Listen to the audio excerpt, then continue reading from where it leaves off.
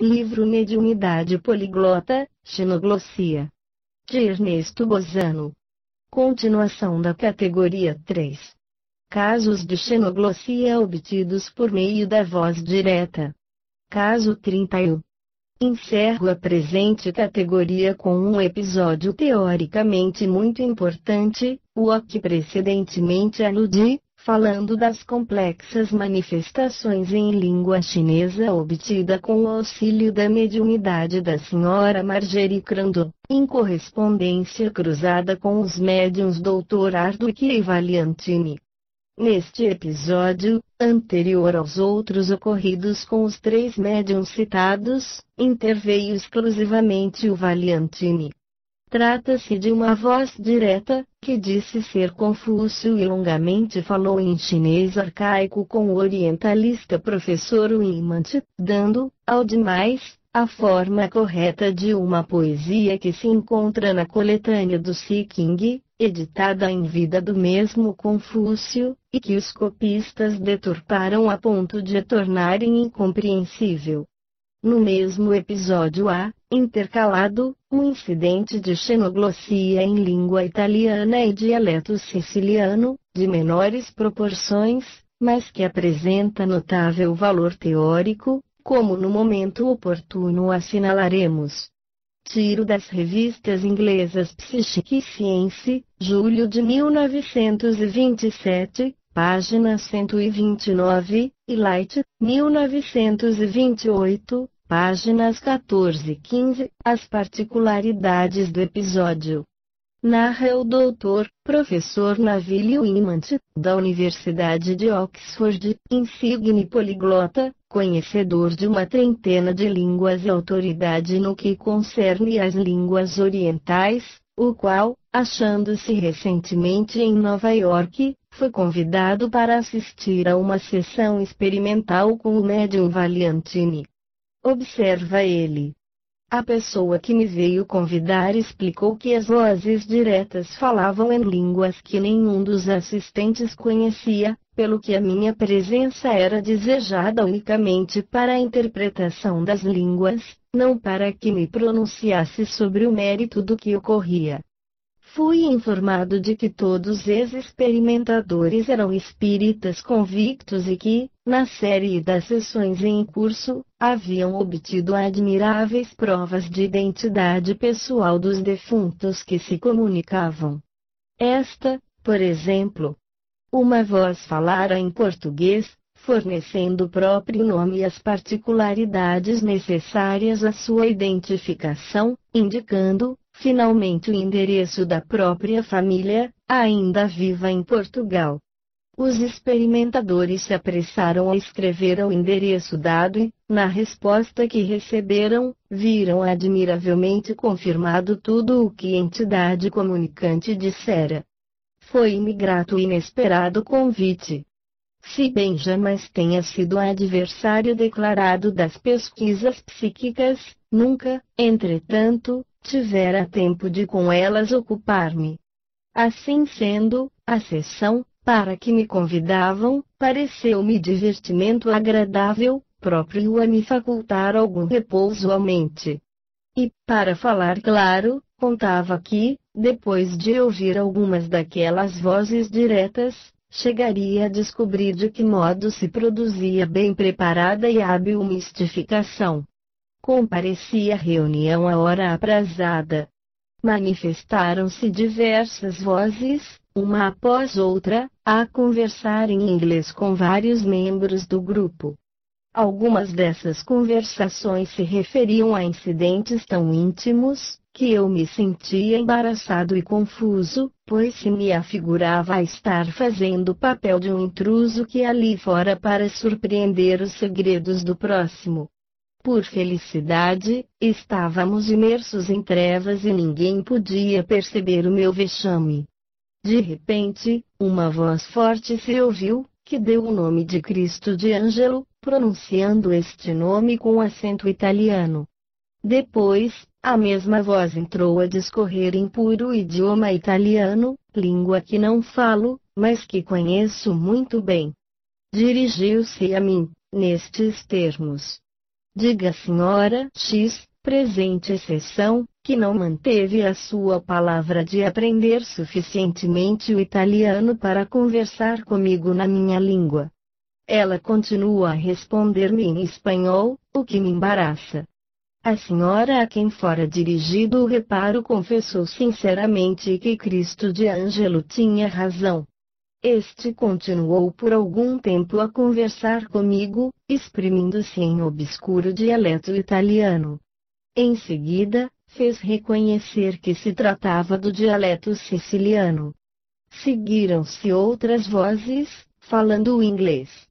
Depois, de improviso, emergiram das trevas sons estranhos, destacados, chiantes, que, de mim bem conhecidos, me transportaram de súbito à China o pensamento. Eram notas de uma flauta chinesa, mal tocada. É frequente no Celeste Império topar a gente com tocadores de flauta, o que, sem dúvida, em nenhuma outra parte do mundo acontece. Ecoou, em seguida, uma voz de baixo profundo, que pronunciou de modo distintíssimo a palavra Pung Fu Tzu. Na pronunciação dessa palavra, notei inflexões de voz dignas da mais alta consideração. Pung Fu Tzu é nome oriental correspondente a Confúcio e, mais que um nome, é um título. Significa o mestre supremo dos filósofos Kung. A família dos Kung ainda existe na China e os descendentes do grande filósofo recebem, há mais de 2000 anos, uma pensão especial do governo chinês. Ora, nada tem de notável, em si mesmo, o fato de uma voz direta dizer-se Confúcio, uma vez que o nome é o mais famoso da história chinesa. Faço, porém, notar que bem poucas pessoas no mundo seriam capazes de pronunciá-lo com a correção com que o fez Valentini, ou alguém por ele. Por exemplo, a sílaba final Tzu ou Tze é extremamente difícil de pronunciar-se. O som que dela mais se aproxima é TS, mas é impossível figurar-lhe com letras inglesas o som verdadeiro. Logo me convenci de que aquele que me falava era profundo orientalista, pois que reproduzia corretamente não só a pronúncia, como também as mais delicadas inflexões vocais. Perguntei: quem és? A mesma voz, com certa impaciência, repetiu: Pung Fu Tzu. Nem de longe me passara pela mente que fosse Confúcio. Supunha, ao contrário, achar-me em presença de alguém que desejasse discutir comigo sobre a vida e a filosofia do grande pensador chinês. Resolvido a penetrar fundo o mistério, perguntei de novo, servindo-me do costumado cerimonial chinês. Saberás dizer-me qual era o teu prenome? Foi-me respondido: Kiu. Exato, esse prenome é familiar aos orientalistas, pelo que a resposta, embora correta e interessante, não era concludente. Insisti, pois. Saberás dizer-me qual era o teu cognome, quando tinhas 14 anos? A resposta, imediata e correta, foi proferida com entonação e inflexão genuinamente chinesas. É de notar-se que o cognome em questão bem poucos orientalistas o conhecem. Nesse ponto, observei ao meu interlocutor que algumas das poesias que ele próprio ditara e publicara se apresentavam obscuras aos leitores odiernos. Pediu a voz que eu especificasse uma das tais poesias, declarando-se pronto a lhe dissipar as obscuridades. Citei a terceira da Siking, por ser a mais obscura de todas. Recitei dessa poesia o primeiro verso, o único de que me recordava.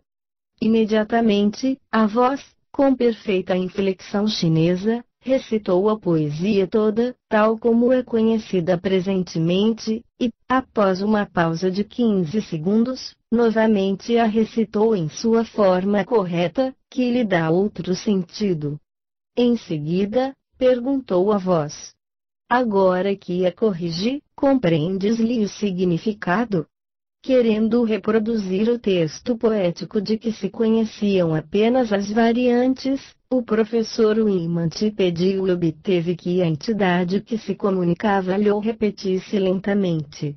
A revista Psychic Science publicou a tradução inglesa da aludida poesia, tanto com a forma nova ditada por aquela entidade, como com a forma obscura sob a qual era até então conhecida. Continuou assim o professor Wimant. Pedi ainda à voz que me explicasse o significado de certas imagens obscuras daquela poesia. Esta, por exemplo. De medo, mudou de cor o meu cavalo. Explicou a voz que o cavalo, ao dar com o fantasma do amante assassinado, antes mesmo que a senhora o houvesse visto, ficou aterrado, a ponto de cobrir-se de suor, tornando-se assim improvisadamente escuro seu pelo, que era baio. 10. Início da nota da tradução. 10.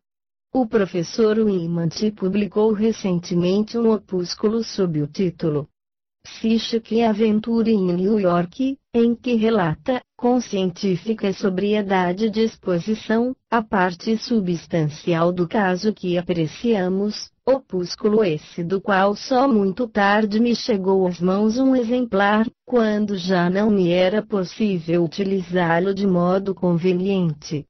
Limito-me, portanto, a acentuar que, com referência ao importantíssimo episódio da correta versão poética ministrada pela entidade que se comunicava, o professor informa que no dia seguinte se dirigiu à Biblioteca Cívica de Nova York, para as necessárias indagações, e acrescenta.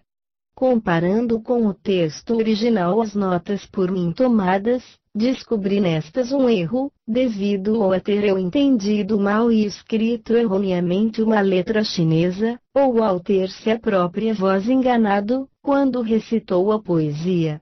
Pois bem, na segunda sessão e antes que eu houvesse podido interpelá-la, a voz, usando o habitual fraseado chinês de alto desapreço, informou. A noite passada, ao conversar, este desazado rústico caiu em erro. Com extrema frequência, ai de mim. Isso lhe acontece. Ele errou, numa correção a ser feita no texto poético. É esta a forma verdadeira da passagem a cujo respeito ilustre e erudito com quem falo pedira o meu parecer.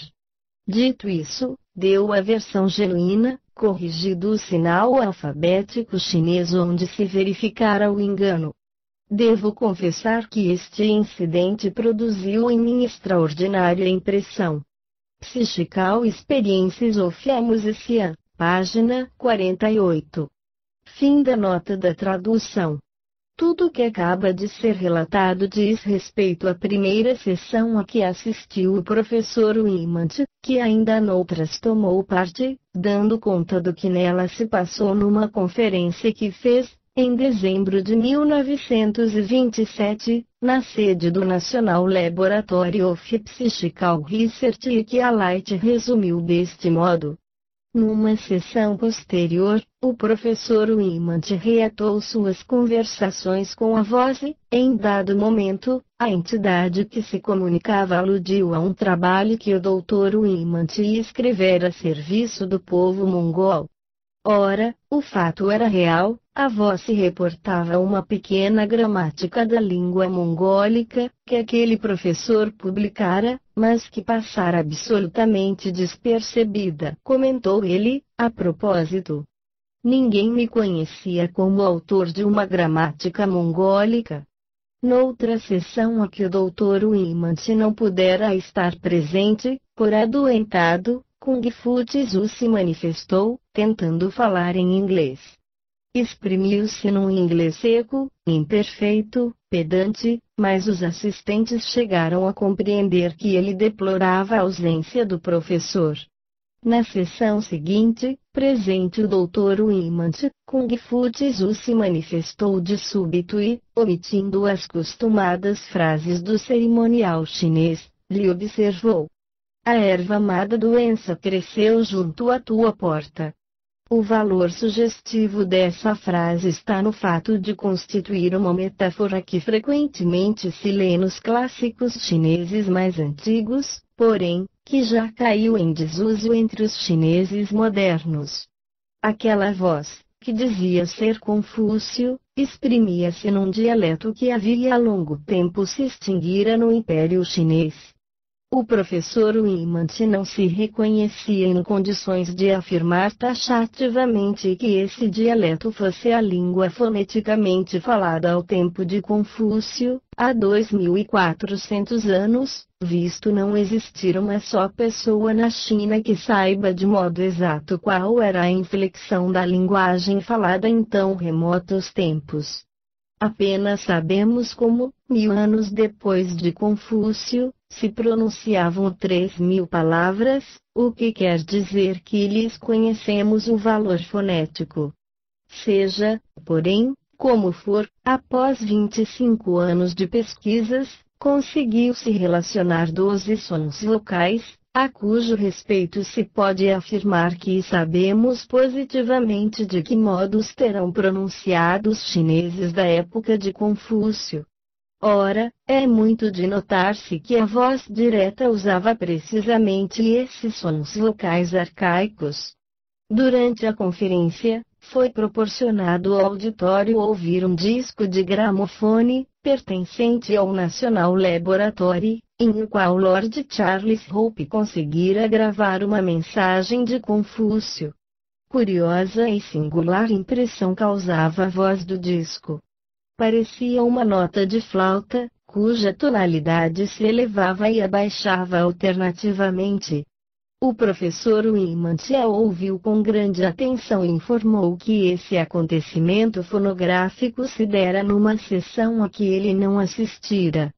Declarou que só por alto poderia interpretar aquela mensagem mediúnica, pois, infelizmente, a dicção não ficara bem impressa na chapa. Julgava, assim, prudente não se abalançar a lhe interpretar o significado geral, fiado apenas na fonética, para não ser acusado de se haver metido adivinho. Acrescentou que, a interpretar-se a dita mensagem da maneira pela qual ele pensava que se deveria fazer, o resultado seria de considerar-se espantoso. Por fim, ponderou que o seu tema merecia investigado a fundo. Abstinha-se de emitir opinião, persuadido que estava de não se poder aventurar nenhuma, enquanto não estivesse tudo diligentemente analisado, apreciado e comprovado. Entretanto, cedendo ao desejo de pessoas amigas, decidira-se a divulgar suas próprias experiências, na lisonjeira esperança de que alguém mais competente do que ele encontrasse meio de examiná-las. Concluiu assim: os fatos expostos encerram uma grande questão a resolver-se, questão que urgentemente cumpre seja tomada em séria consideração. Este o caso, verdadeiramente extraordinário, de voz direta com xenoglossia em língua chinesa, obtido pela mediunidade de Valiantini, caso que viria a reproduzir-se mais tarde, sob outra forma, graças à mediunidade da senhora Margery Crandon, combinada com as de Valiantini e do Dr. Hardwick. É de tal natureza o caso com que nos vimos ocupando, que não há modo de não ser considerado resolutivo, no tocante à demonstração experimental da intervenção de entidades espirituais nas experiências mediúnicas, se bem não deixe de suscitar uma questão, ainda não suficientemente esclarecida, do ponto de vista da identificação pessoal de algumas dessas entidades espirituais, que afirmam ter sido em vida grandes personagens históricas. Dentro em pouco discutiremos essa questão complexa e embaraçosa, antes, porém, de fazê-lo, importa observemos que no caso em exame ela reveste, mais do que de ordinário, aspecto favorável a uma intervenção direta, ou indireta, da personagem que se manifestou, o que se reconhece, considerando que a iludida personagem chegou a apresentar, a seu próprio respeito, todas as provas de identidade possíveis de ser oferecidas por uma personalidade eminente, que viveu há 2400 anos. Vê-se, com efeito, que se exprimiu com a fonética dificílima de uma autêntica personagem chinesa, num dialeto extinto há séculos, empregando os 12 sons arcaicos que, ao demais, deveriam ser usados por uma personagem que vivesse na época de Confúcio. Vê-se que forneceu prontamente os 2 nomes pessoais que o distinguiam em vida, sendo que um deles, quase totalmente desconhecido dos próprios orientalistas, era simples cognome que lhe davam quando contava 14 anos. Vê-se que recitou integralmente uma poesia sua, restituindo-lhe a dicção original, que já em nenhuma parte existia em consequência das deturpações perpetradas pelos copistas. Vê-se que não teve dificuldade em dar explicação inesperada e curiosa, porém racional, de uma metáfora empregada na poesia em questão, com referência a um cavalo que, de medo, mudara de cor. Vê-se que se congratulando com o professor Wimant, por se haver restabelecido de uma enfermidade, de outra metáfora se serviu, usual entre os clássicos de seu tempo, mas caída em desuso há muitos séculos. Ora, não se pode negar que, entre as provas enumeradas, algumas se contam altamente sugestivas e impressionantes. Há então de se reconhecer, pelo menos, que nos anais do mediunismo outro caso não existe de uma grande e antiquíssima personagem ter conseguido ministrar, sobre si mesma, tantas e tão importantes provas cumulativas e demonstrativas da sua presença real no lugar em que se produziu o fenômeno. Que pensar de tudo isso? O professor C.R. Mead, que assistia à conferência do professor Wimant, tomou depois deste a palavra, para dizer: estou apto a reconhecer neste episódio um caso autêntico de manifestação espirítica. Mas será mesmo necessário se admita a intervenção de Confúcio, em pessoa?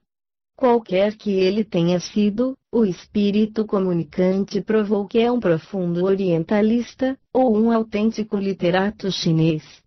Em prol da opinião do professor Mead, lembrarei que a personalidade mediúnica de Imperator explicou ao reverendo Stein Moses que, quando se manifestam personalidades espirituais com os nomes de grandes filósofos, ou de personalidades eminentes que viveram em épocas remotas, deve ter-se, quase sempre, como certo que se trata de algum de seus discípulos, o qual, por não ser conhecido presentemente e não poder ministrar pormenores que permitam a sua identificação pessoal, a fim de não deixar de concorrer, conforme deseja, para dar aos vivos as provas positivas da existência de um mundo espiritual, ou de prodigalizar ensinos espirituais, se manifesta em nome e com o assentimento de seu grande mestre, uma vez que com este se acha espiritualmente em relação direta, pela lei de afinidade. Também ponderarei que a explicação da personalidade mediúnica Imperator concorda com a que deu a personalidade mediúnica Walter ao Dr. Richardson. Havendo este interpelado sobre a questão da presença real de Confúcio nas sessões a que ele assistia, Walter respondeu assim: quando Kung Fu Tzu se vos manifesta, não é forçoso que ele esteja presente em pessoa.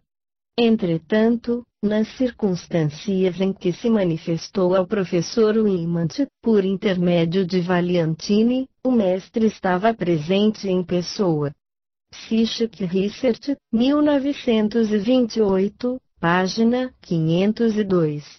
Daí se infere que, em regra, quando, nas sessões mediúnicas, se manifestam eminentes personagens históricas, não há pretender se estejam elas presentes em pessoa. Infere-se igualmente que essa regra, aplicável também a Confúcio nas experiências com a médium Margery, já se não deve considerar aplicável às conversações de Confúcio com o professor Wimant, às quais aquele teria estado presente em pessoa. Como quer que seja, apontarei outra explicação dada sobre a questão de que tratamos e que poderia considerar-se complementar à que ficou exposta acima. Deu a uma entidade espiritual, que se comunicou por Sr. Dufay. Disse que, uma vez morta, logo que lhe foi concedido, cuidou de assistir às sessões mediúnicas do grupo que em vida frequentara. Da longa e instrutiva narração que fez dessa sua experiência espiritual, extrai o trecho seguinte. Ao médium eram transmitidos ensinamentos e conselhos de suma sabedoria, que não pareciam indignos das mais excelsas esferas espirituais. Quando, porém, foi dado o nome de quem se manifestava, nome ilustre nos anais da literatura, tendo aquele que o trouxera passado a vida espiritual antes da última geração humana, senti-me uma vez mais tomada de profunda desilusão, porquanto bem via que aquele espírito não estava presente. Sabia, ao contrário, que já ele ascendera a uma esfera donde os espíritos raramente voltam a manifestar-se aos humanos. Mas, então, se até os melhores médiuns eram vítimas de espíritos mistificadores, que confiança se poderia depositar nas comunicações mediúnicas? Margarida, seu espírito guia, que me vigiava, ao perceber o meu pensamento, apontou com a mão para alguma coisa, ao mesmo tempo em que me dizia: olha. Dirigi o olhar para o ponto indicado e observei, ou, melhor percebi, pois que não temos o que aí se chama a visão, uma sucessão de filamentos luminosos que, passando de um espírito a outro, de uma outra esfera, tinham servido de fio transmissor, ao mundo dos vivos, do pensamento que brotara em altas esferas espirituais. Oh! Quão maravilhosos se me afiguravam então aqueles filamentos luminosos, que tinham o poder de vincular os humanos às elevadas esferas da espiritualidade, formando, com estas e aqueles, um só todo, uma família só do universo espiritual. Sr. Dufay, Yaven Revised, página 86.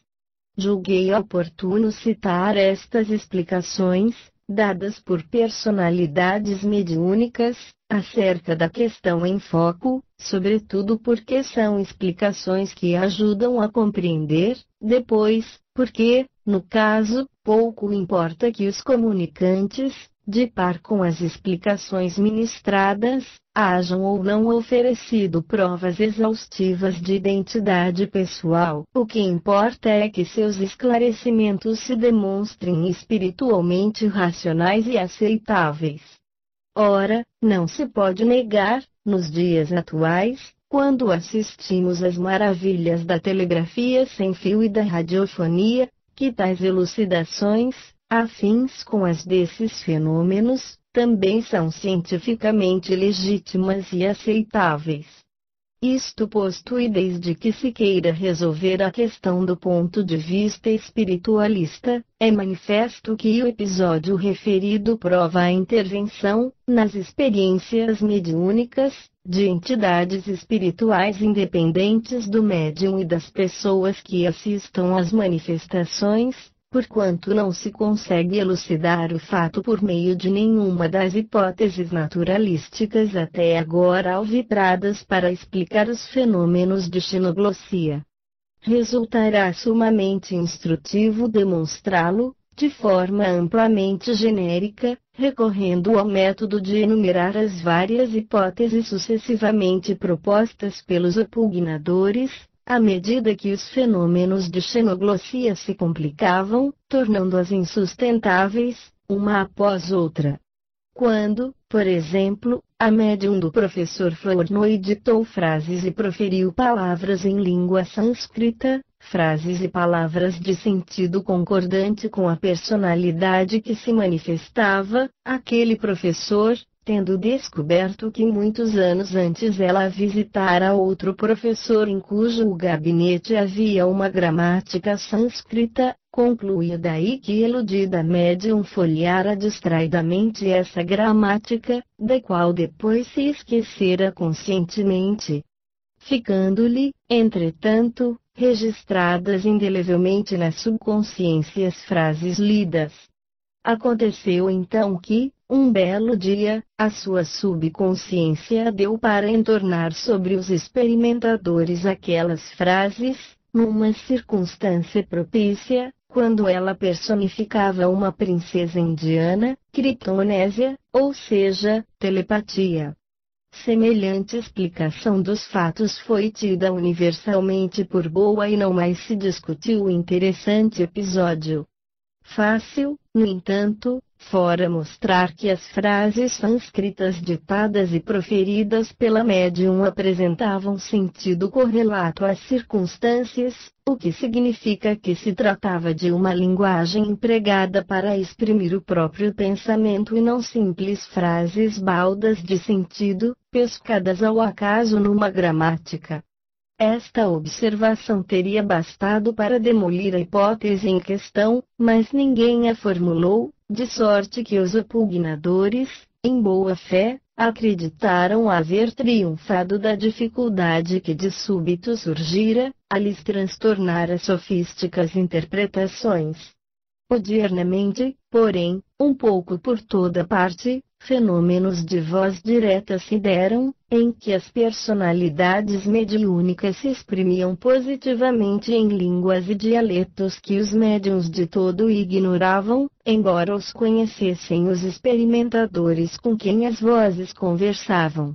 Em presença de tais manifestações, a impotência da criptonésia se tornou a todos evidente e reparável o seu desbarato. Mas, no campo adversário, logo correram ao arsenal à procura de outra hipótese de maior amplitude, e uma apareceu segundo a qual o médium surrupiava habilmente a língua em que falava da subconsciência do consultante. Aos propugnadores dessa hipótese, respondeu o escritor destas linhas, demonstrando-lhe a absurdidade. Valeu-se para isso de 2 argumentos, com efeito, decisivos. Que a estrutura orgânica de uma língua é pura abstração e que, portanto, não pode ser vista, nem percebida em cérebro alheio. O outro, que algumas experiências especiais, de natureza hipnótico-sonambúlica, demonstram, baseadas em fatos, que a prática desmente a teoria. Opositores houve que compreenderam a força de tais argumentos e, então, sutilizando mais do que nunca, tentaram contornar a dificuldade, mediante a propositura de outra hipótese de latitude ainda maior, segundo a qual se deveria presumir que, em tais conjunturas, o experimentador conversa com a própria personalidade subconsciente exteriorizada. Também dessa vez, o mesmo escritor mostrou inadmissível o peregrino achado, porquanto, para que alguém exteriorize e vitalize o próprio duplo, necessário é que seja médium de alta potencialidade, como inevitável é que quem se desdobra passe ao estado de sono mediúnico. Ora, não eram médiuns os numerosos consultantes que haviam conversado com personalidades mediúnicas, em línguas que o médium ignorava, logo não podiam desdobrar-se. Por outro lado, não caíam em sono, logo não estavam desdobrados. Também estes argumentos são irrefutáveis, mas não creio tenham bastado para debelar o misoneísmo, ou seja, aversão ou desconfiança em relação a mudanças, hostilidade para com o novo, de alguns opositores. Por felicidade, a cortar-se as discussões inúteis, manifestaram-se vozes diretas a falar em línguas que os médiuns e os presentes ignoravam. Eram, finalmente, os próprios fatos que se encarregavam de demonstrar, inapelavelmente, aos opositores, que a subconsciência do médium se conservava estranha aos fenômenos de xenoglossia, que ainda mais estranha a esses fenômenos permanecia a subconsciência dos assistentes e que a engraçada hipótese do consultante desdobrar-se e conversar com a própria subconsciência exteriorizada não passava de fábula para crianças. Dessa vez, em suma, chegara-se a provar, de modo decisivo, baseado em fatos à prova, que as hipóteses engendradas com tão grande fertilidade inventiva pelos animistas a todo transe eram nada mais que graciosas, notavelmente fantásticas, destituídas de qualquer fundamento na prática. Ora, como assim sempre o pensaram e demonstraram os propugnadores da hipótese espirítica, grato me é esperar que esse atestado soberano, por eles dado de bom senso prático, sirva, ao menos, para ensinar alguma coisa aos opositores. Isto, por exemplo, que o método, que mais lhes agrada, de forçarem constantemente a capacidade explicativa das hipóteses legítimas, até a extremos absurdos e impossíveis, é anticientífico, errôneo, ultrasofístico, ou seja, que aparenta ser verdadeiro, buscando induzir o erro, capcioso, falacioso, pois que o desmentem as modalidades com que os fatos se produzem, que, por conseguinte, dariam eles prova de verdadeira sabedoria. Renunciando, de futuro, o semelhante método, em honra à seriedade das pesquisas metapsíquicas e ao senso comum. Por ora, entretanto, se alguém formula objeções justas contra a ampliação enorme que os opositores imprimem às hipóteses da criptonésia, da paramesia, ou seja, alteração da memória em que o indivíduo relata falsas recordações sobre ações ou coisas que não ocorreram, da criptestesia, ou seja, telepatia que sabe tudo, que tudo conhece, da telepatia, comunicação direta e a distância entre duas mentes.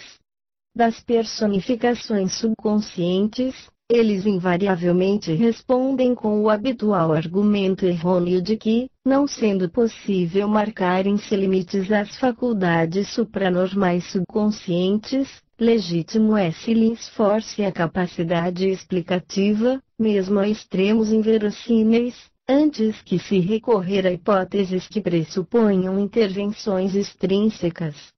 Pois bem, já se viu que em casos análogos ao aqui considerado, do qual, precedentemente, foram citados outros eficacíssimos exemplos, os fatos se incumbem de circunscrever nos devidos limites a capacidade explicativa das faculdades e das potencialidades subconscientes. A esse propósito, deve agora se observar que o mesmo fato se verifica com qualquer outro ramo da metapsíquica, desde que se tenha constância de analisar e comparar um número conveniente de episódios. Fica, pois, entendido que o suposto argumento justificativo, que os opositores apresentam, é sofístico e insustentável, que as faculdades supranormais da subconsciência podem muitíssimo bem se delimitar, quanto à capacidade explicativa que possuem, e que absolutamente não se pode deixar de admitir as intervenções extrínsecas, na interpretação sintética das manifestações metapsíquicas. Volvendo ao episódio que vinha sendo apreciado, notarei, antes de tudo, que ele deve classificar-se entre os casos de xenoglossia em que todos os presentes ignoram a língua em que fala a entidade que se comunica, pois que, na sessão em que se usou de um disco de gramofone para registrar uma mensagem de Confúcio, não se achava presente o professor Uimante. Está, portanto, entendido que, também para o caso em apreço, fica praticamente excluída toda a possibilidade de o médium haver tirado a língua chinesa da subconsciência do consultante, ou de haver este conversado em língua chinesa com a própria personalidade subconsciente exteriorizada. Nessas condições, cumpre-se assinale a grande importância teórica, no sentido espiritualista, de outra circunstância. A da entidade mediúnica, que se dizia Confúcio, recitar integralmente uma poesia que Confúcio publicara em vida e dar-lhe a verdadeira dicção, de maneira a lhe restituir o sentido que perdera. Já tive ocasião de lembrar, a propósito, a cômica historieta de um crítico espiritófobo norte-americano, que pensou resolver o embaraçoso problema, sentenciando que a personalidade subconsciente de Valiantini se transportar à China, subtrair à subconsciência de algum literato chinês a dicção exata da poesia e voltar fulminantemente à pátria, a servi-la quentezinha aos experimentadores. Ora bem, mesmo quando se queira admitir, por um momento, essa hipótese tola, a título de extrema concessão à fervida fantasia dos opositores, ainda em tal caso semelhante hipótese seria inaplicável ao episódio de que tratamos, porquanto não existem na China, como em nenhuma parte do mundo, literatos chineses ou orientalistas que conheçam a dicção original daquela poesia, do mesmo modo que nenhum existe que haja proposto uma dicção suficientemente inteligível da aludida poesia. O único que tentou esclarecer-lhe o significado, sem contudo se afastar das palavras do texto, foi o professor James Legge, e a tradução inglesa da dita poesia, publicada na revista Psychic Science, é precisamente a desse mesmo professor, tradução essa que, porém, se mostra ainda obscura e nada tem de comum com a dicção verdadeiramente espontânea, racional, original, oferecida pela entidade que se dizia Confúcio.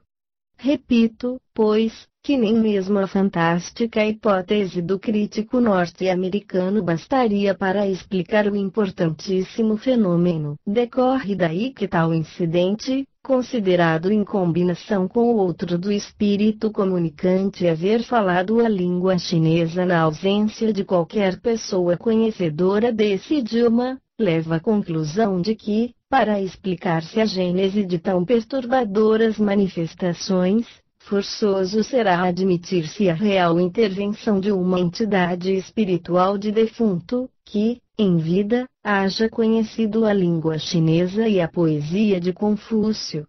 Em suma, tudo concorre a demonstrar que tinha razão o professor Meade, ao ponderar que, se a entidade que se manifestou não era Confúcio, teria então que ser a de um profundo orientalista europeu, ou a de um literato do Celeste Império. Todavia, essa opinião precisava ser completada pela observação de que, em tais circunstâncias, o literato ou o orientalista devem ter vivido numa época em que a poesia de que se trata era conhecida na sua dicção original. A querer-se excluir essa ocorrência, dever-se então dizer que, se a personalidade mediúnica de que se cogita logrou cumprir a sua alta missão de proporcionar aos vivos uma ótima prova de sobrevivência, foi porque se achava em estado de relação psíquica com a elevada entidade espiritual de Confúcio. E basta, com relação ao episódio de xenoglossia chinesa. Resta comentar ligeiramente outro episódio análogo, em que uma entidade, cujo grato conhecimento fizemos nas sessões experimentais de milésimo. O espírito guia Cristo de Ângelo se exprimiu em língua italiana e dialeto siciliano. Como fizemos notar noutra ocasião, ainda antes que o Marquês Centurione fosse a Londres, para assistir a algumas sessões experimentais com o Valiantini, já Cristo de Ângelo se manifestara naquelas sessões, exprimindo-se em língua italiana, língua que todos os presentes ignoravam. Como, porém, ninguém ali o entendesse, teve que se resignar a ministrar provas da existência independente da sua individualidade espiritual, cantando estrofes de canções populares da Sicília, até a chegada do Marquês Centurione, que lhe tornou possível exprimir com liberdade seus pensamentos. Agora, a propósito destas últimas experiências em Nova York, se vem a saber que o mesmo Cristo de Ângelo, continuando a ignorar a língua inglesa, de modo a não conseguir sequer compreendê-la, pôs suas esperanças numa senhora espanhola, de quem lograra fazer-se compreendido e a quem compreendia, em virtude da grande afinidade que há entre as línguas italiana e espanhola. Nada obstante, acabou, como se há visto, por exortá-la a praticar a língua italiana, para poderem os dois conversar mais facilmente. Não há quem não veja que essas particularidades têm imenso valor teórico.